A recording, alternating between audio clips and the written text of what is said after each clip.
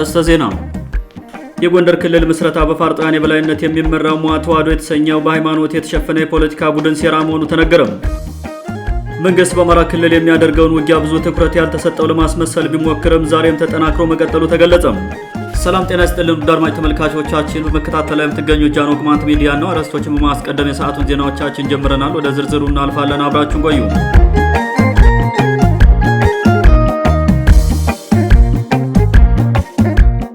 የጎንደር ክልልነት ምስረታ በፋርጣን የበላይነት የሚመራው ሟ ተዋሕዶ የተሰኘው በሃይማኖት የተሸፈነ የፖለቲካ ቡድን ሴራ መሆኑ ተነገረ።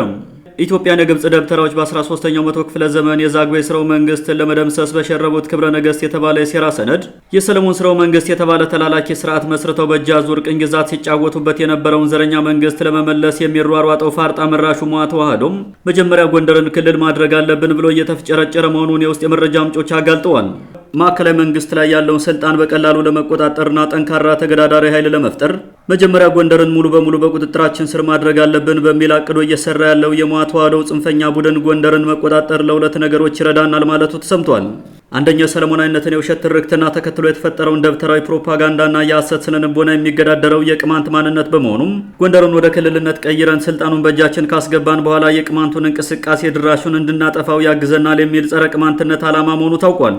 ሁለተኛው ጎንደርን ለክልልነት ያስመረጣቸው ምክንያት ደግሞ ከሌላው አካባቢ ይልቅ ጎንደር ላይ ያለው ሙስሊምና ፕሮቴስታንት ቁጥር ዝቅተኛ በመሆኑም ሟ ተዋሕዶነትን ጎንደር ላይ ያለምንም ተግዳሮት ማስረጽ ይቻላል የሚል መሆኑን መረጃዎች አመላክተዋል። ሟ ተዋሕዶውያኑ ጎንደርን በክልል ስም ከተቆጣጠርነው በሱዳን በኩል ቀድሞ የሰለሞን ስርወ መንግስት መስራች አባቶቻችን ከሆኑት ከግብፃውያኑ ጋር በቀላሉ ትስስር ስለምንዘረጋም የፈለግነውን ወታደራዊና የፋይናንስ እገዛ በቀላሉ እናገኛለን የሚል እቅድም እንዳላቸው የውስጥ ምንጮች ገልጸዋል። ይህ ሰይጣናዊ እቅዳቸውን ተግባራዊ ለማድረግና ክሎግ ቢራራ የሚመሩት የፋርጣ ዲያስፖራ ቡድን በኢሃፓ ዘመን በፋርጣው መላኩ ተፈራ ቀይ ሽብር ምክንያት ሀገራቸውን ጥለው አሜሪካ የገቡና ለፋርጣው ቡድን የኋላ ደጀን ሆነው የሚሰሩትና ነግብሮ የሚመሩት የጎንደር ህብረት የሚባለው ተላላኪ ድርጅት ከሟ ተዋሕዶ ጽንፈኛ ጋር ግንባር ፈጥረው እየሰሩ መሆናቸው ተረጋግጧል። የጎንደርን ህዝብ ልብ በማላላትና በማራራት የክልል ምስረታውን በቀላሉ ማካሄድ አለብን ብሎ እየኳተነ ያለው ይህ ፋርጣ መራሹ ሟ ተዋሕዶም ከአይከል አዳሪ ትምህርት ቤት ግንባታና የገንዘብ አሰባሰብ ሂደት በስተጀርባ እንዳለበት መረጃዎች እየወጡ ናቸው። የጎንደር ክልልነት ምስረታውን የሚቃወመው የቅማንቱ ኃይል ስለሆነ ቅማንቱን ለማጃጃል ሊረዳን ዘንድ ከደብረ ታቦር እስከ ጎንደር፣ ከደባርቅ እስከ ሸዴ፣ ከአዲስ አበባ እስከ አሜሪካ ያሉ አማራ ጽንፈኞችና ባንዳዎች በሚገርም ፍጥነት ገንዘብ እያሰባሰቡ በማህበራዊ ሚዲያ በማስነገር ጎንደር ተባብረው የቅማንቱን አዳሪ ትምህርት ቤት ሰራው በሚል ቅማንቱን ከቅማንትነት ወደ ጎንደሬነት ለመመለስ መታቀዱ ተረጋግጧል። ሟ ተዋሕዶነት ከጥንትም ሀገር ሙሉ ቅማንት ወደ አማራነት እየተቀየረ የቆረቆዘበት ጨፍላቂ ሳቤ በመሆኑም መላ ቅማንት ህዝብን ሴራ በሚገባ ተረድቶ አስፈላጊውን ተግባር ሁሉ እንዲሰራ ተጠይቋል።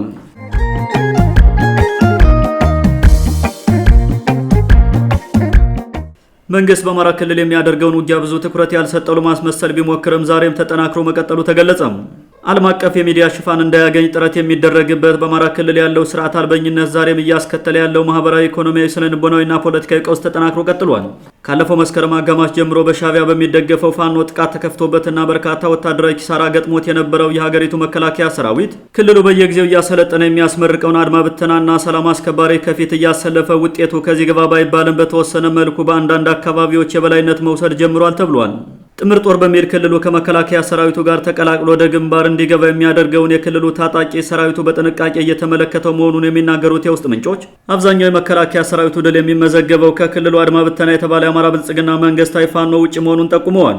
መከላከያው ራሱን ችሎ በተሰማራባቸው ግንባሮች ውጤታማ መሆኑን የሚያሳዩ በርካታ ተጨባጭ ማስረጃዎች እንዳሉ የሚያነሱት የመረጃ ምንጮቻችን ለአብነትም ከሰሞኑ በደቡብና ሰሜን ወሎ ዞኖች መከላከያው በፋኖ ተይዘው የነበሩ አካባቢዎችን እያስለቀቀና ታጣቂውንም ከፍተኛ ጉዳት እያደረሰበት መሆኑን ጠቁመዋል። ፋኖ ሲጠቃ አንጀታቸው የሚላወሰው የክልሉ ጽንፈኛ ባለስልጣናት መከላከያው በራሱ ወታደራዊ መዋቅር ህግ እንዳያስከብርና እነሱ በየጊዜው የሚፈለፍሉትን ታጣቂ አብሮ አሰልፎ እንዲዘምት በግልጽ እየወተወቱም ይገኛሉ። ከወራት በፊት በሰሜንና በደቡብ ወሎ ዞኖች በፋኖ ከፍተኛ ጉዳት አስተናግዶ የነበረው መከላከያ ሰራዊት በዚህ 2 ቀን በወሰደው እርምጃም በፋኖ ተይዘው የነበሩ አካባቢዎችን ከማስለቀቁ ባሻገር በርካታ ታጣቂዎችን መግደሉና የጦር መሳሪያና ተሽከርካሪዎችን መማረኩም ታውቋል። በመከላከያ ሰራዊቱና በፋኖ ታጣቂዎች መካከል ከሚደረገው ውጊያ ባሻገር በክልሉ ያለው ስርዓት አልበኝነት ተባብሶ የቀጠለ ሲሆን እገታዎች፣ ዝርፊያዎች፣ ግድያዎችና ጾታዊ ጥቃቶች የተለመዱ የዕለት ከዕለት ተግባራት ሆነው ቀጥለዋል። በመንግስትና ፋኖነን በሚሉ ኃይሎች መካከል የሚደረገው ውጊያ ከሰሜንና ደቡብ ወሎ ባሻገር በሸዋ፣ በጎጃምና በጎንደር መጠኑ ይለያይ እንጂ ተጠናክሮ ቀጥሏል። በክልሉ የቀጠለው ስርዓት አልበኝነት ተከትሎም በዚህ ዓመት ተከፍተው የነበሩ ትምህርት ቤቶች በድጋሚ እንዲዘጉ ተገደዋል። በሁለቱ ኃይሎች መካከል በሚደረገው የተኩስ ልውውጥም የጤና ተቋማትን ጨምሮ በርካታ ህዝባዊ አገልግሎት ሰጪ ድርጅቶች እየወደሙ ቀጥለዋል።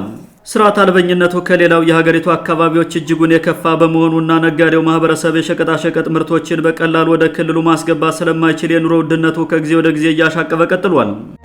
ውድ አድማጮቻችን ለዛሬ የነበሩ ዘገባዎችን ይመስሉ ነበር። መልካም ጊዜ ሁላችሁ።